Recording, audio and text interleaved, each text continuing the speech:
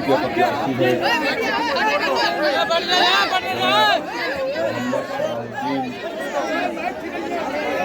है भैया मैच ठीक करिए, मैच ठीक करिए, मैच ठीक करिए।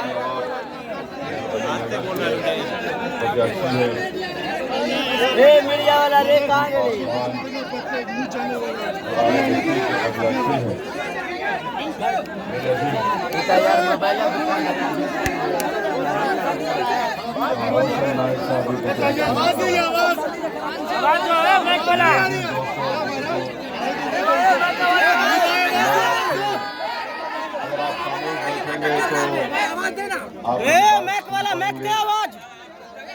और क्योंकि आज जुमा भी है इसीलिए मुझे और मुख्तलिफ मुकामात पर भी जाना है। मैं आपसे सिर्फ आपके जज्बात को काबू में रखिए और यहाँ पर दाइश पर जो लोग उतार रहे हैं आपसे हम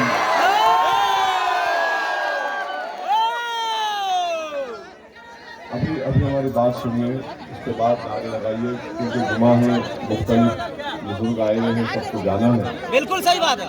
मैं आपसे गुजारिश करने आया हूँ कि आप जानते हैं कि मजलिस इत्तेहादुल मुस्लिमीन का जनाब उपेंद्र कुशवाहा साहब के साथ, जनाब देवेंद्र यादव साहब के साथ और हम तमाम ने मिलकर एक डेमोक्रेटिक सेकुलर अलायंस फ्रंट बनाया है, जिसमें हमने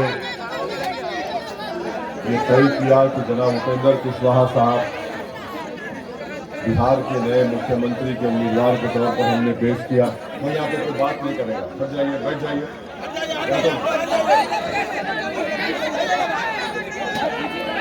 और हम आपसे गुजारिश करने आए हैं कि यहाँ पर जिन प्रत्याशी का उम्मीदवारों का नाम का ऐलान किया गया है, आप तमाम से अदमन गुजारिश है कि आप इनके हक में अपने वोट का इस्तेमाल करिए, इनको कामयाब करिए, ताकि बिहार में जो पिछले 15 साल से नीतीश कुमार की हुकूमत है और उससे पहले बिहार की जनता ने आरजेडी को 15 साल दिए, पिछले 30 साल से बिहार में कभी आरजेडी की सरकार रही तो कभी नीतीश कुमार के साथ बीजेपी, आरजेडी और कांग्रेस की सरकार रही।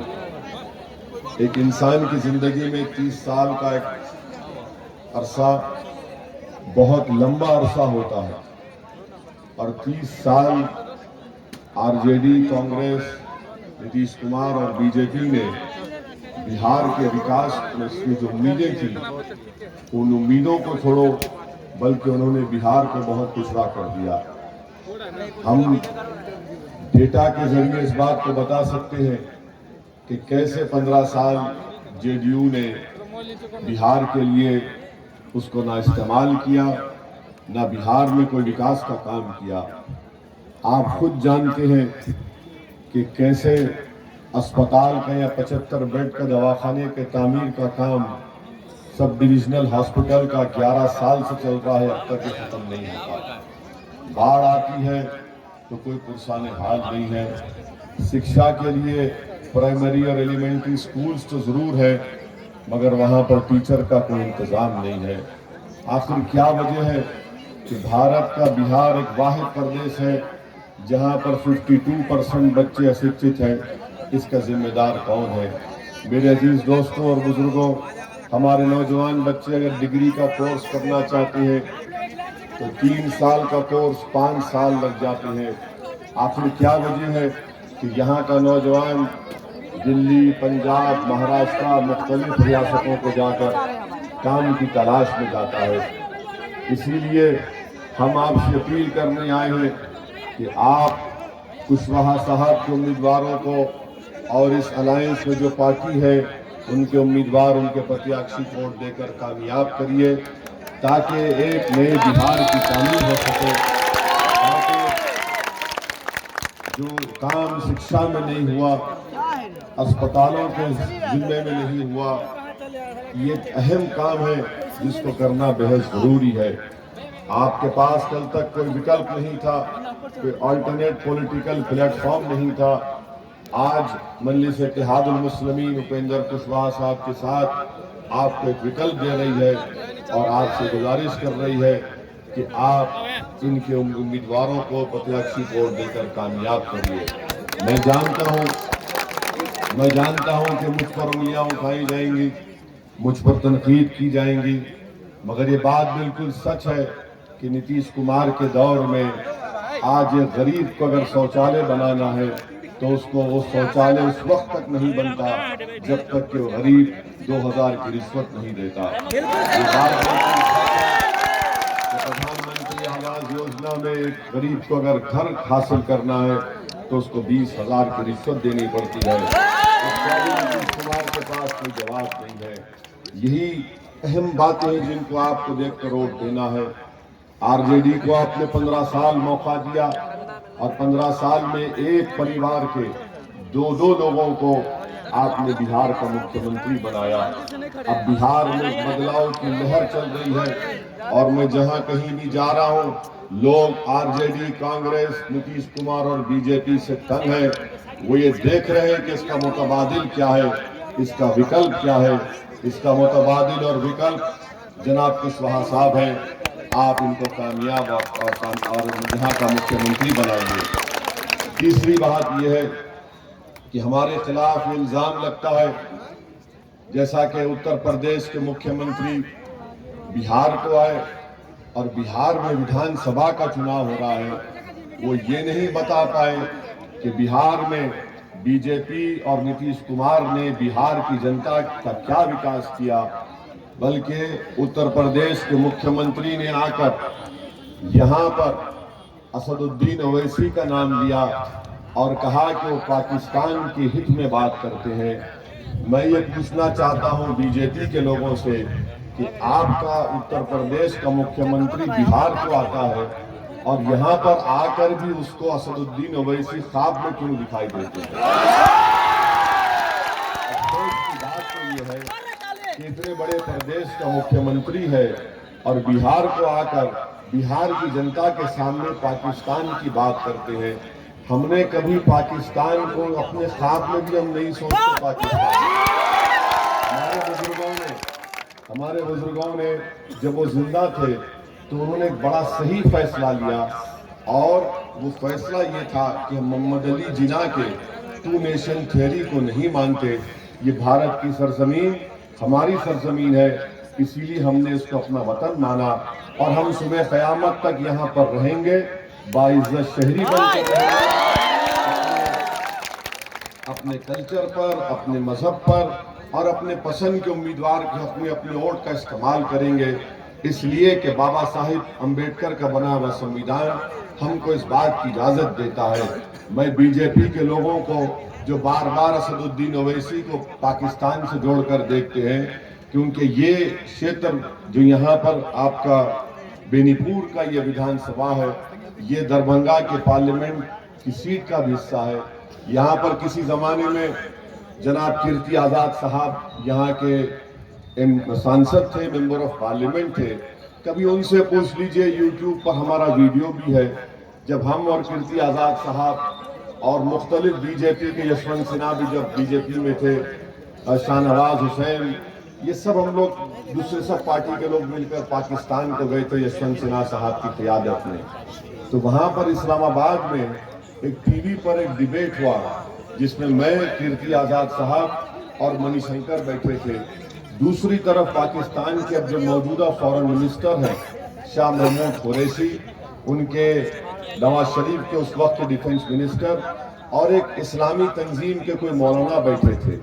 वो इस्लामी तंजीम पाकिस्तान के मौलाना वो शुरू हो गए और उन्होंने शुरू कर दिया भारत के बारे में, भारत की जमहूरियत के बारे में, कि भारत में यहाँ पर इस तरह का जुल्म हो रहा है, कत्ल गारतगिरी हो रही है। और कीर्ति आजाद साहब को वो मौलाना का सवाल का जवाब देना था। हमारे बाजू कीर्ति आजाद बैठे थे, हमने कहा कि कीर्ति आजाद साहब जरा थोड़ी देर खामोश हो जाइए, मौलाना को हम लपेट लेते हैं थोड़ी देर। भारत के मौलाना नहीं थे, पाकिस्तान के थे। यहाँ के मौलाना बहुत काबिल है। तो खैर मौलाना को हमने जवाब दिया, बहुत कुछ उनको बताया, तो मौलाना बड़े भड़क गए, बड़े बहुत भड़के, और प्रोग्राम खत्म होने के बाद मौलाना ने हमारे करीब आकर हमसे कहा कि ओवैसी, ये तुमसे उम्मीद नहीं थी। मैंने कहा क्यों, क्या आप इस्लाम का ठेका लेके रखे हैं? तो ये लोग, ये बीजेपी के लोग जो है, इनके दिलो दिमाग में अगर कोई ओवैसी दिखता है तो पाकिस्तान इनको नजर आता है। हम बीजेपी आरएसएस के लोगों से कहना चाह रहे हैं कि अपनी सोच को तब्दील नहीं कर सकते तो मत करिए, मगर आप एक बात याद रखिए कि आपकी इस बकवास से कोई भारत का मुसलमान या दलित या जो बाशऊर लोग हैं वो मुतासर होने वाले नहीं है। तीसरी बात यह कि जो बहुत ज्यादा इसका ताल्लुक हम तमाम से है, वो है एनआरसी एनपीआर का मसला। आप तमाम ने मिलकर एनपीआर एनआरसी के खिलाफ एहतजाज किया था ना? आपने सबने किया था ना? जब हम रोड पर निकलकर कड़ाके की सर्दी में एहतजाज कर रहे थे तो क्या आपके साथ कोई आरजेडी, कांग्रेस, जेडीयू का नेता साथ में खड़ा था? अब आप बताइए कि ये एनपीआर एनआरसी सीएए का जब कानून भारत की लोकसभा में पेश हुआ तो उसमें कांग्रेस के भी सांसद थे, उसमें मुख्तलिफ पार्टी के लोग थे, मगर आखिर आपने देखा कि हम वाहिद वो रुकने पार्लियामान थे, मैं और इम्तियाज जलील, जिन्होंने इस कानून को काला कानून कहकर पार्लियामेंट की फ्लोर पर हमने उस कानून को फाड़ दिया, ये कहकर कि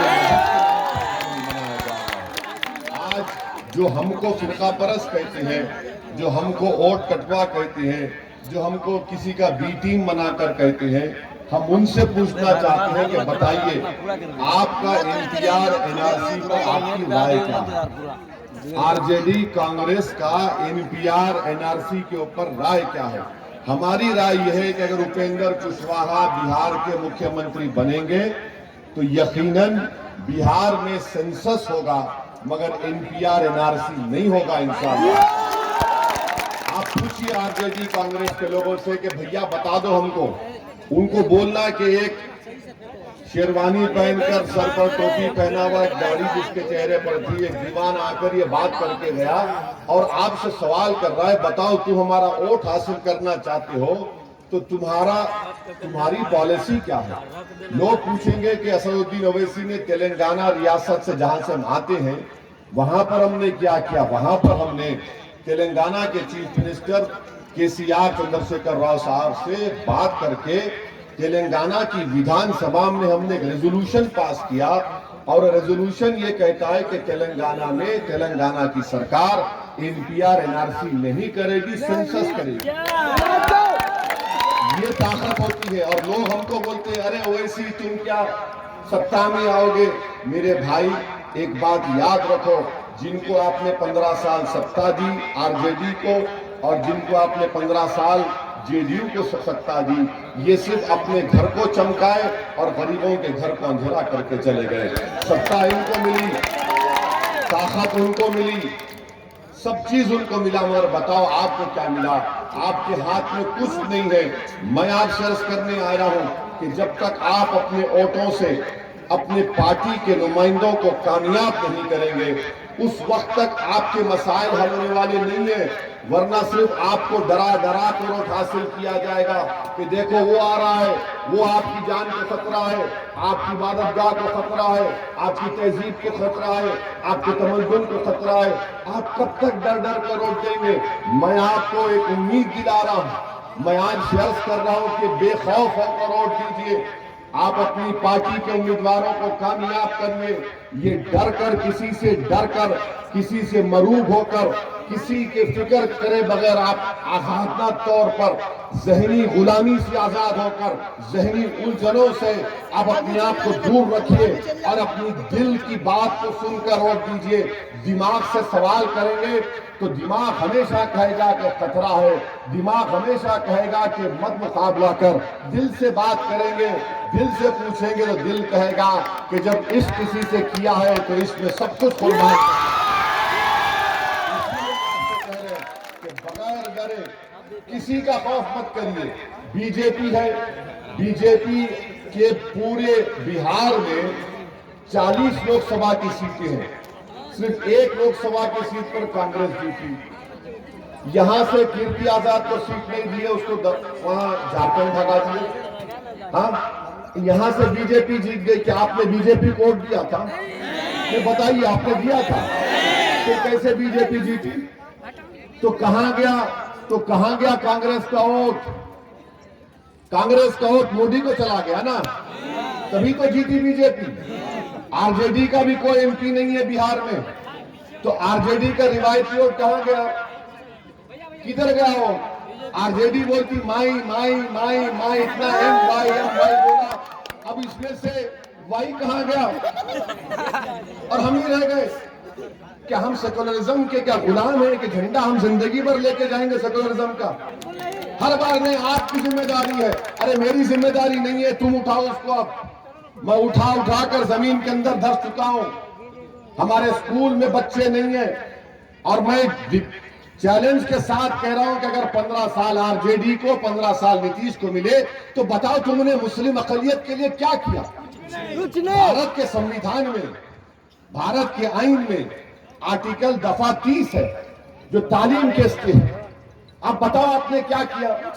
भारत के संविधान में राइट टू इक्वालिटी है कि सब मसावी है। यहां पर कहां मसावत की बात हो रही है? यहां पर कहा जा रहा है कि हमको एमएलए बनाओ और तुम हमारी गुलामी करते रहना, हम तुम्हारी जान बचाना। ये नहीं हो सकता। मैं इस मिजाज को तोड़ने के लिए आया हूं, मैं इस सोच को तब्दील करने के लिए आया हूं। अब तब्दीली ये होगी इंशाअल्लाह कि आप भी एक कुर्सी पर बैठेंगे और दूसरा भी एक कुर्सी पर बैठेगा। हम एक दूसरे के सामने बैठकर बात करेंगे। हम ना नजरें झुकाएंगे ना गर्दन को झुकाएंगे। इसीलिए उपेंद्र कुशवाहा ने कहा कि अगर आप आरएलएसपी को, उपेंद्र कुशवाहा साहब को मुख्यमंत्री बनाएंगे तो वो अकलियतों से भी, मुसलमानों से डिप्टी चीफ मिनिस्टर बनाएंगे और वो दिलाएंगे इंशाअल्लाह ताला। उन्होंने कहा कि ओबीसी से भी किसी को बनाया जाएगा।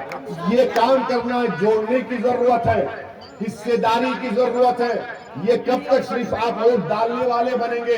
वोट लेने वाले भी बनो। आप सिर्फ वोट डालना जानते हो, लेना नहीं जानते। आप तो सिर्फ ये बोलते कि वोट डालो डालो, हमको डालो, हम तुम्हारे माई बाप हैं, हम तुम्हारे मछलियां हैं, हम तुम्हारे ऐसा करेंगे, हम रमजान में एक मरतबा इफ्तार की दावत करेंगे, 16 घंटे मैं भूखा रहता हूं अल्लाह के लिए, मेरे मुंह में खजूर घुसड़ते हैं।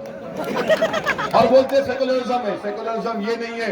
सेकुलरिज्म ये है कि अगर तुमको ताकत मिली तो मुझे भी ताकत मिलनी चाहिए। सेकुलरिज्म का मतलब ये है कि अगर तुम्हारे बच्चे स्कूल में पढ़ रहे हैं तो मेरा बच्चा भी स्कूल में पढ़ना चाहिए। सेकुलरिज्म और मसावात के माने ये है कि अगर तुम्हारे पास आमदनी में इजाफा हो रहा है तो गरीब को भी कुछ मिले। ये होना चाहिए। हिस्सेदारी की हम बात कर रहे हैं। इसीलिए हम आपसे गुजारिश कर रहे हैं कि आप अपने आरएलएसपी के तमाम जो पार्टियां फ्रंट में है, अलायंस में है, इनके हक में अपना वोट दीजिए। और मैं हमारे रुकनुद्दीन शमसी जो हमारे मजलिस के सदर हैं, हमारे वक्ता हैं, इनका भी शुक्रिया अदा करता हूं और उनसे कहता हूं कि काम करते रहिए, हिम्मत को और अपने हौसलों को बुलंद रखिए। इंशाअल्लाह ताला जरूर हमको कामयाबी मिलेगी। मुझे और भी काम पर जाना है, आप हमारे लिए भी दुआ करिए, क्योंकि हमारा हाल ऐसा है कि फंस गई रजिया गुंडों में, सब हमको निशाना मार रहे हैं। मगर ये कोई नहीं बोलता। ये कांग्रेस, सुनिए, ये कांग्रेस के लोग, इनका एक ही 1 पॉइंट फॉर्मल, ओवैसी आया है, ओवैसी वो करेगा। अरे कांग्रेसियों, ये भी तो बता दो कि तुम महाराष्ट्र में शिवसेना के साथ सत्ता में हो या नहीं हो।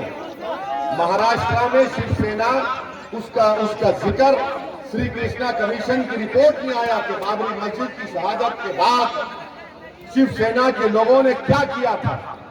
बल्कि श्री कृष्णा रिपोर्ट में लिखा गया कि बाल ठाकरे ने जनरल का अदा किया, और आज उसी शिवसेना के साथ कांग्रेस सत्ता में बैठी है और हम पर उंगली उठा रहे।